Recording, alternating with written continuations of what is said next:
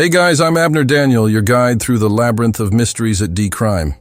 Today, brace yourselves as we unravel a tale that began innocently enough with a casual trip to the neighborhood store for snacks.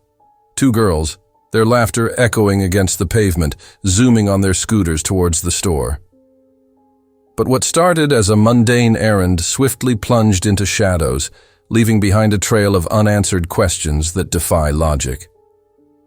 As we peel back the layers of this perplexing narrative, prepare to be riveted by the unforeseen twists and turns that have peppered its course over the years.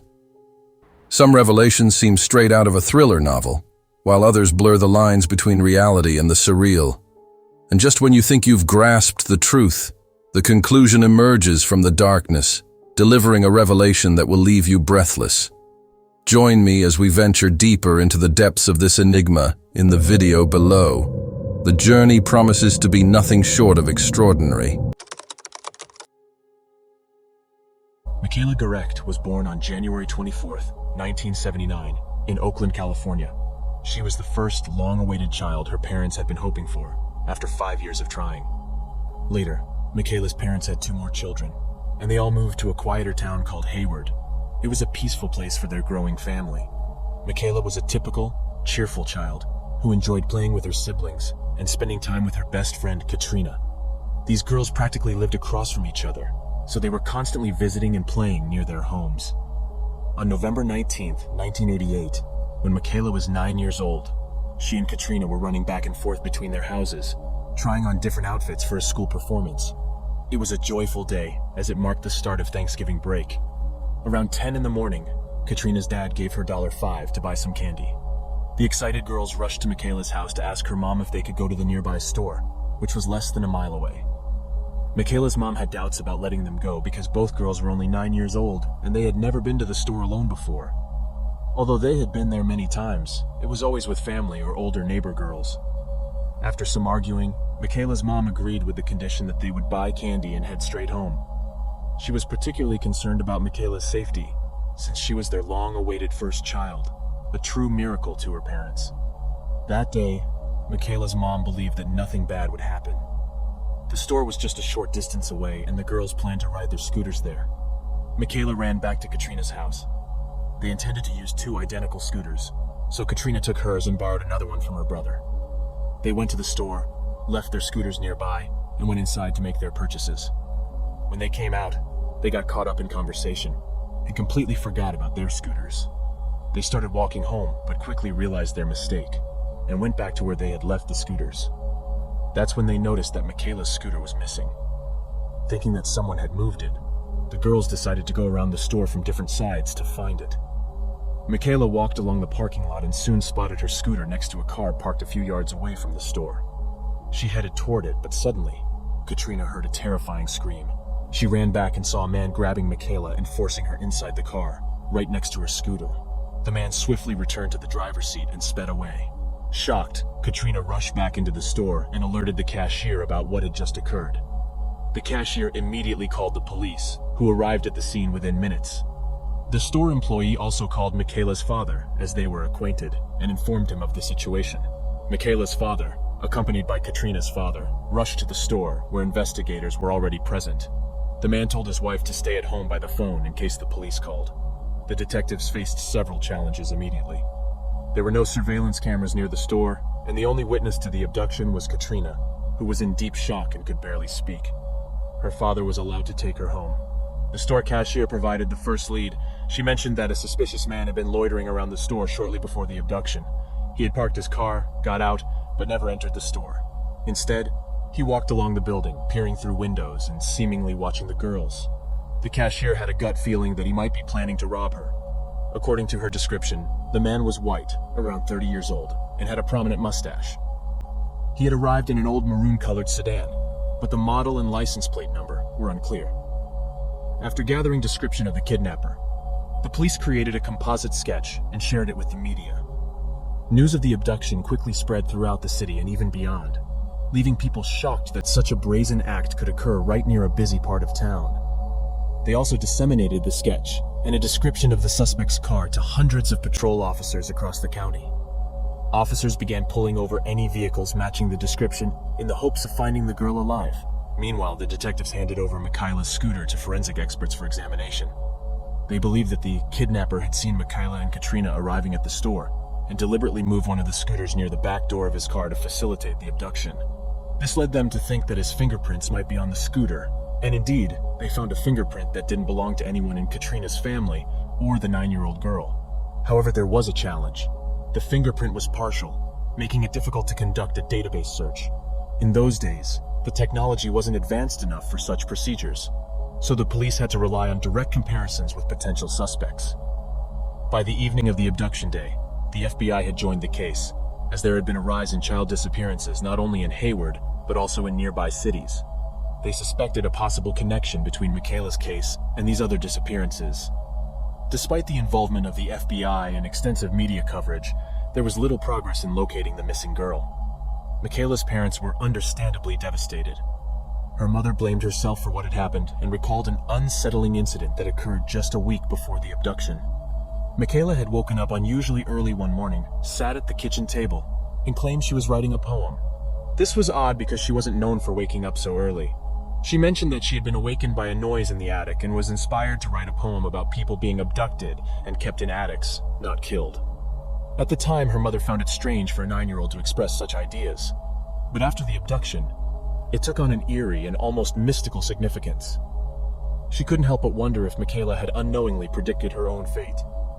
In the 2 days following the abduction, the police put in exhaustive efforts to search for the suspect and the missing girl. However, they faced numerous challenges, and despite their best efforts, they were no closer to finding Michaela. They decided to revisit Katrina, hoping she might provide more information now that some time had passed. Here, the investigators encountered a perplexing turn of events. The girl who had witnessed the abduction and the cashier provided entirely different descriptions of the kidnapper's appearance. According to her account, the man appeared to be around 20 years old, with long, unkempt, light-colored hair that reached his shoulders, and a face covered in pimples. She also noted his blue eyes, which reminded her of a fox's eyes. Katrina also recollected some details about the car. It was a beige sedan with a boxy shape and numerous dents. The police quickly realized that the cashier had given them a description of a completely different person. Her suspicion had arisen from the suspicious behavior of a man near the store. But Katrina, who had genuinely seen the abductor, described an entirely different man and vehicle. This presented a significant challenge for the investigators. They had disseminated an inaccurate composite sketch of the suspect through the media and to patrol officers, leading everyone to search for an entirely different individual. All of this unfolded within the crucial first 48 hours following the abduction, the most critical period for a swift resolution. Based on the girl's description, they promptly created a new composite sketch and redistributed it. Additionally, the police decided to interview all men in the area with prior convictions for sexual offenses. Numerous volunteers also joined the efforts, going door to door to interview residents in the hopes of someone recognizing the abductor or providing any other relevant information. They posted thousands of flyers featuring the girl's photo and a description of the incident. In just the initial few days, a staggering 42,000 of these flyers were distributed. After several days, they received their first intriguing lead. 3 individuals contacted them, reporting a hiking trip in a vast national park near their city. During their excursion, experienced hikers came across footprints on the ground, noticing one set belonging to an adult and the other to a child. They decided to follow these tracks, eventually stumbling upon a blanket and empty fast food wrappers in the heart of the forest. The police considered the possibility that these tracks might be connected to Michaela and her abductor. The psychological profile developed by FBI experts also suggested that the abductor would likely take his victim to a location as far removed from civilization as possible. Given the park's size and its proximity to the city, it seemed to align perfectly with this theory. Detectives decided to search the park, utilizing all available resources. They combed the ground while helicopters with thermal imaging scanned the area from the air. However, all their efforts yielded no results. They couldn't find the girl or any evidence. The police continued to search other parks, mountains, and remote locations, but all led to dead ends. In parallel, they received a staggering number of tips. Because the case received extensive media coverage nationwide, within the first month of the investigation alone, they received around 4,000 tips. Investigators struggled to follow up on each one, which proved to be highly challenging. This case was widely discussed among the residents of neighboring San Francisco and nearby cities. Even well-known figures made appeals to the public, urging people to share any information with the police. Soon, a substantial reward of $70,000 was offered, and Michaela's photograph appeared on millions of milk boxes throughout the state. Despite such widespread community involvement and an abundance of leads, detectives couldn't make any progress. By the end of December, a month and a half into the search, the police conceded that the only progress made was checking thousands of leads. Since then, there was no progress for many months. Police continued to receive numerous tips and diligently investigated each one. Even Michaela's mother conducted her own investigation, studying similar cases and trying to figure out who might have abducted her daughter. They all held on to hope that the girl was still alive and the perpetrator was somewhere keeping her captive. In 1991, detectives turned their attention to a 43-year-old man named Timothy Binder, and the more they delved into his background, the more unsettling it became. Binder had already come under police scrutiny prior to Michaela's abduction due to his peculiar behavior. He had been sending gifts, letters, and money to numerous young girls. Some of these letters contained Bible passages, with phrases like, "I have chosen you," and "Be with me" highlighted. Concerned parents of some of these girls reported him to the police, leading to an interrogation of Binder. He claimed he was merely trying to befriend these girls, thinking they were lonely. However, the investigation revealed a troubling history. In 1985, Binder had been fired from his job in Child Protective Services in Colorado for collecting personal information about young girls. Later, he sent gifts, money, and letters to them. During a search of his van, authorities discovered many photographs of children and Bible passages adorning the interior. Additionally, Binder had a prior arrest for attempting to lure 2 girls into his van, although no charges had been filed. What's more weird, Binder frequently visited the graves of young girls in local cemeteries, spending an unusual amount of time there. However, the situation took an even darker turn. 6 months before Michaela's abduction, a 7-year-old girl named Amber disappeared in the vicinity.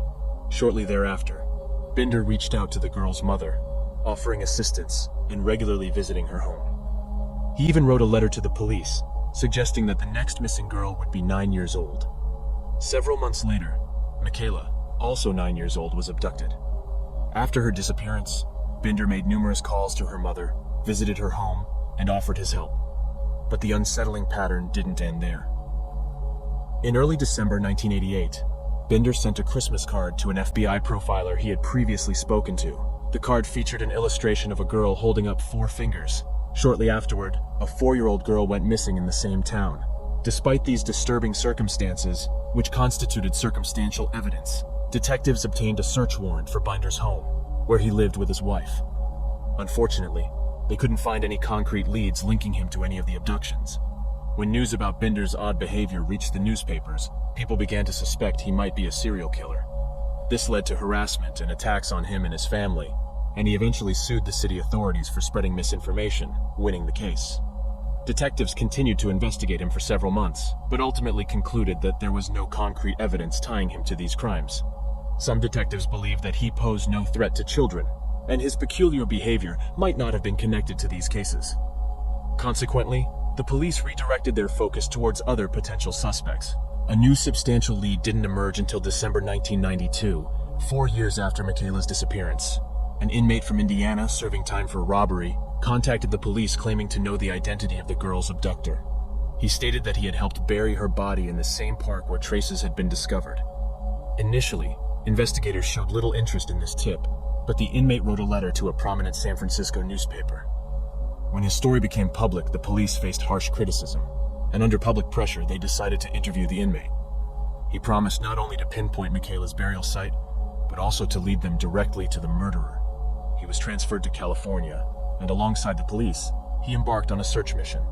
According to him, the body had been buried in a gladiolus field, and officers focused all their efforts on that area. The search continued for 8 hours until the inmate suddenly admitted that he simply made up the story. He explained that he had wanted to provide some comfort to Michaela's family and help them move forward. Instead, Michaela's relatives and the police were furious. For this false statement, the inmate was sentenced to an additional 6.5 years in prison, nearly doubling his overall sentence. Moreover, he was ordered to pay Michaela's family compensation of $6,000. In August 2000, a new suspect emerged in the case.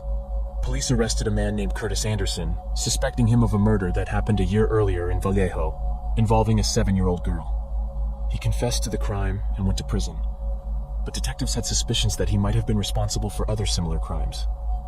For 7 years, there was no concrete evidence to support this theory until Curtis contacted the FBI. He was in poor health and wanted to confess to additional crimes before his death.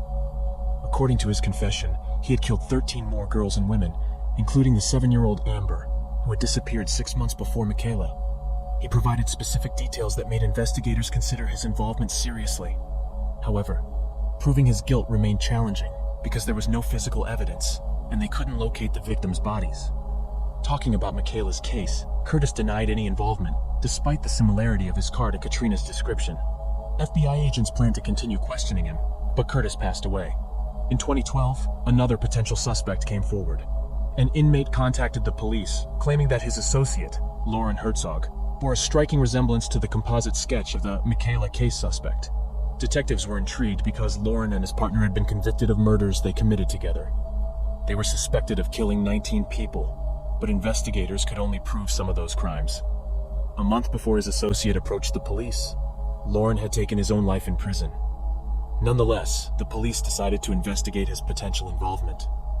A photo of Lauren in his younger days did resemble the composite sketch, but detectives needed more evidence. They chose to excavate a well where Lauren and his partner had disposed of their victims' bodies. They found thousands of bone fragments, which were then examined by medical experts. After extensive analysis, it was determined that the bones belonged to 5 different girls, but none of them matched Michaela's DNA. Despite examining several wells, the police couldn't find any evidence linking Lauren to the case. In 2018, there was a significant development in the case. A man named David Mitch was charged with the murders of 2 women in 1986 near Michaela's town. The key breakthrough here was modern DNA analysis. Back then, they couldn't analyze the biological material found under the victim's nails. But with advancements in technology, they linked David to these crimes. David was already in prison for killing his 39-year-old girlfriend in 1989. Detectives decided to investigate his possible involvement in Michaela's case and found some intriguing connections. They discovered that David was in the same area when Michaela was abducted. He also matched Katrina's description and had a similar car. Since David's fingerprints were already on record, experts reevaluated the partial fingerprint found on Michaela's scooter. Thanks to modern technology, they made a significant breakthrough. The fingerprint on the scooter was a perfect match to David's. In 2020, David was charged with Michaela's murder, as the hope of her being alive had faded.